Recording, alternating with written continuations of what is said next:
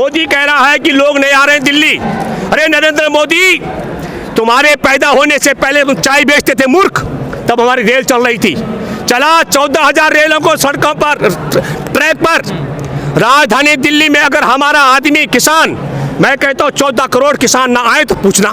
14 करोड़ आपने सीमाएं सील कर रखी है, किसानों को बदनाम कर रहे हैं। बोला किसानों ने जाम कर रखा है, किसी किसान ने जाम नहीं कर रखा है, सरकार ने बैरिकेड लगा रखे हैं। सरकार बैरिकेड हटाएगी, हमारा किसान संसद की चौखट पर जाकर बैठेगा। 2020 में मोदी कहता है मंडी व्यवस्था बेकार है, आरती डकैत है, उपभोक्ताओं का ध्यान नहीं रखा जाएगा, मैं इसे चौपट करने वाला हूँ। तो क्या नशे में मोदी अब था? ये जो आप कह रहे हैं यकीन नहीं आ रहा है। नरेंद्र मोदी बताए देश को, तू नशे में 2016 में था, बाबा साहेब के जन्मदिन पर, जब तूने मंडी व्यवस्था का गुणगान किया था। यह 2020 में तू चरस ज्यादा पी चुका था, जब तूने मंडी व्यवस्था को चौपट करने के लिए कानून बनाया।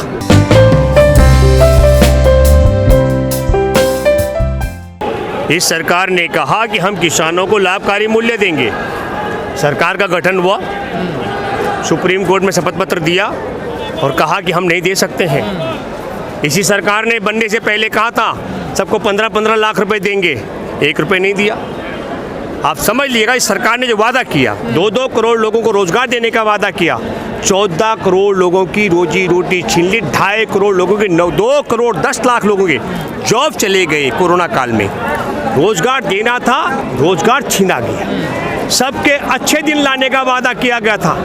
जिस समय नरेंद्र मोदी वहाँ ताल ठोक रहे थे बनारस में, तो पूरे राष्ट्र की राजधानी के चारों तरफ हमारे लाखों लाख किसान जो डेरा डाले हुए हैं, उन्हें इतनी कड़कती ठंड में पानी की बौछार से और आंसू गैस के गोले झेलने पड़ रहे थे। तो जिनके जो कहते हैं उसको आपको समझना पड़ेगा। मुझे लगता है जो आपने यकीन की बात की, नरेंद्र मोदी खूब गाल बजाते हैं।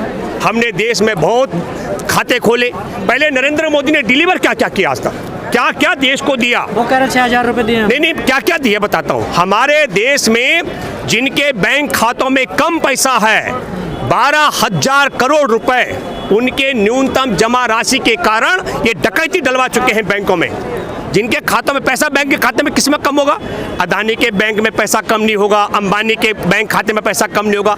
हमारे देश के किसान मजदूरों के बैंक खातों में पैसा की रकम कम होने पर 12,000 करोड़ रुपए की डकैती पड़ी है। ये 2018 तक का संसद की रिपोर्ट है।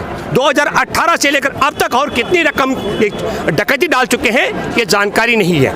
ये मुफ्त का काम है, खाते खुलवाना, और मुफ्त के बाद में 12,000 करोड़ की डकैती न्यूनतम जमा राशि पर। 4,000 करोड़ रुपए की जो युवा एटीएम को एक महीने में 5 बार यूज करते हैं, 4,000 करोड़ की डकैती उन पर पड़ चुकी है। 16,000 करोड़ रुपए। आपने दूसरा मुफ्त का काम क्या दिया? आपने कहा मैं काला धन जमा करा रहा हूं। अदानी अंबानी कोई लाइन में नहीं लगा। हमारे देश के मजदूर और किसान, किसी के घर में 5,000, 10,000, 20,000 रुपए थे, 5,000, 10,000, 20,000 रुपए जमा कराने के लिए कतार में 200 से ज्यादा लोगों की जान चली गई। मुफ्त में कोई, इससे देश को कोई फायदा हुआ तो बताओ? आपने बैंक खाते खुलवाए, 12,000 करोड़ रुपए की डकैती डलवाई। आपने देश की जनता का पैसा जमा करवाया बैंकों में, कतार में लोग मरवाए, पैसा जनता का बैंकों में गया। आपने उसको अपने चहेते नीरव मोदी, विजय माल्या जैसे लोगों को बैंक डकैती डलवाकर देश से भगा दिया।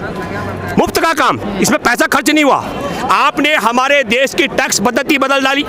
जैसे टैक्स पद्धति बदली, आपने नोटबंदी करके 3,60,000 उद्योगों पर ताले लगवा दिए।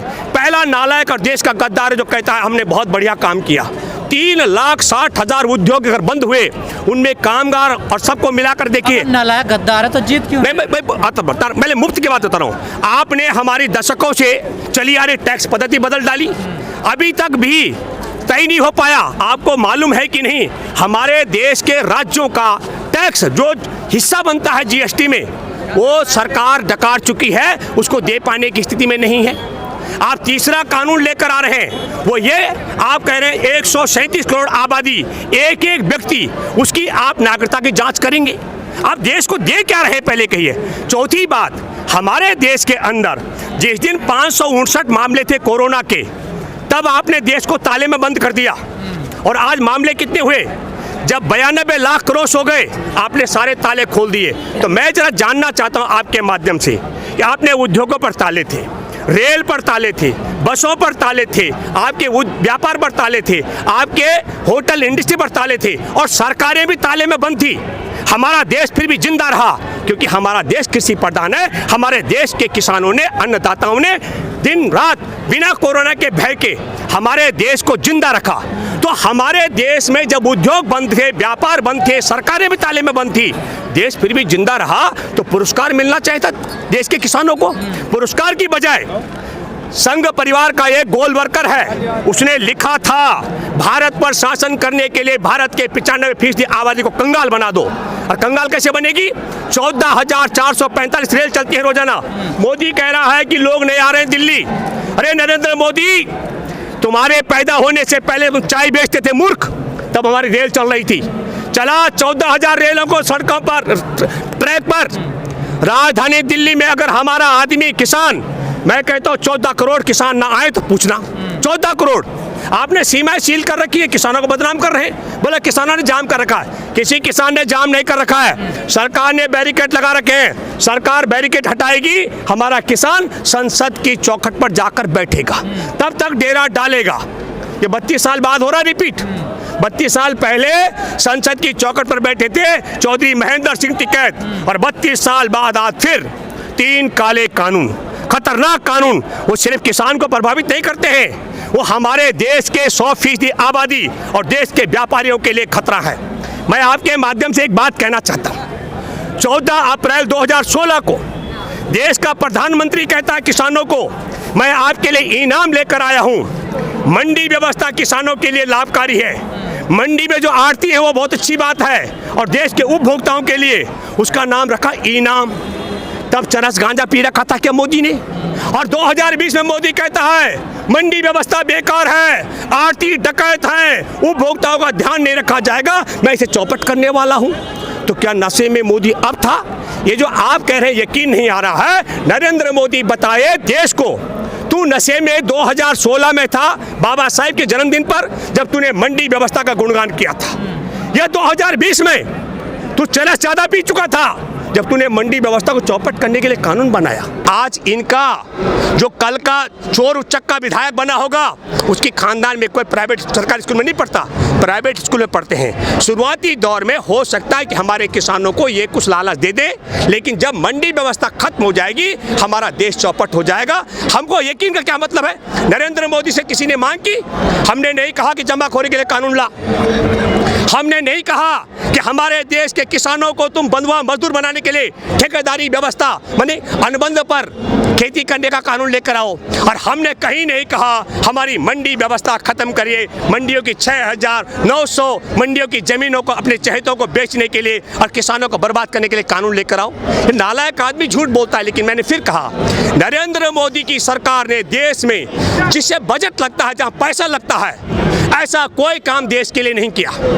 इसने कोई ऐसा विकास का काम नहीं किया। और क्या किया?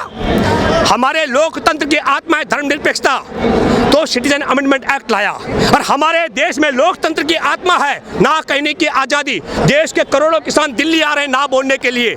हरियाणा में मनोहर लाल खट्टर के बाप की जमीन पर बनी सड़कें हमारे देश के किसानों की जमीन पर बनी है।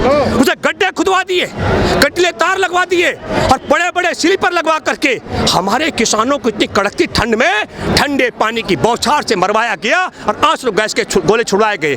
क्या मैं आपके माध्यम से जानना चाहता हूँ, ये भाजपा के लोग, ये मूर्ख के बच्चे, कंपनियों के दलाल, ये देश के गांव में कैसे गुजरेंगे?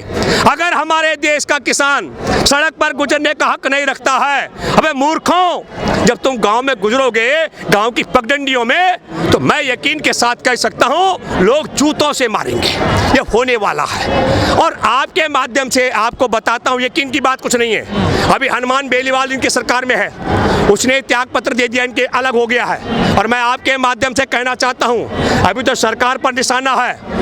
पूरे विधायक और सांसदों समझ लो अपनी औकात को। भाई मूर्ख के बच्चों, दोबारा चुनाव लड़ना हो तो, विधायक और सांसद बनना हो तो ये रंगा बिल्ला के साथ से अलग हट जाओ। ये कंपनियों के एजेंटों से अलग हट के इस्तीफा देकर किसानों के साथ आ जाओ। तुम्हारी आने वाली पीढ़ी भी राज करेगी, नहीं तो 3-3 पीढ़ियां जूते खाकर, जूतों से मारकर गंजी पैदा होंगी। ये भी ध्यान रखना, भूलो मत। मैं आपके माध्यम से कह रहा हूँ, इनको एक बात समझनी चाहिए, हमारे देश में, हमारा देश रामायण से नहीं चलता है, जिसमें रामायण के रचनाकार को, लिखने वाले को डकैत बताया गया था। महाभारत से नहीं चलता है, जहाँ एकलव्य का अंगूठा कटवाया गया था।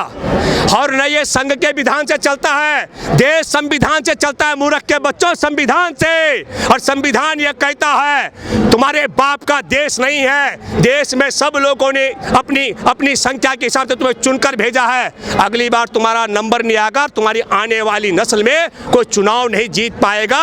ये रंगा बिल्ला एजेंट हैं और ये पहले भी कंपनियों के दलाल थे और अब भी कंपनियों के दलाल हैं। इनका साथ छोड़ के वापस आ जाओ। और मैं लास्ट बोल रहा हूँ, ये सरकार जाएगी, किसान हमारा यहाँ यूपी में मैं पहली बार आया हूँ, लेकिन बाकी सीमाओं पर हमारा किसान 6 महीने की राशन लेकर आया है। और मैं आप सबको बताना चाहता हूँ, जब हमारे देश के छात्र उतरते हैं गरीबों के पक्ष में, तो ये टुकड़ा टुकड़ा गैंग बताते हैं। जब आदिवासी किसान लड़ते हैं तो माओवादी बताते हैं, और जब हमारे किसान लड़ते हैं तो गुंडा, चोर और इनको पाकिस्तानी प्रस्त बताते हैं। और जब महिलाएं लड़ती हैं तो उन्हें क्या बताती है, बाजारू बताते हैं। और जब हम लोग आवाज़ उठाते हैं तो हमें शहरी नक्सली कहा जाता है। ये इनका चरित्र है, देश जान चुका है। इन्होंने इस बार हिंदू और सिख का कार्ड खेला।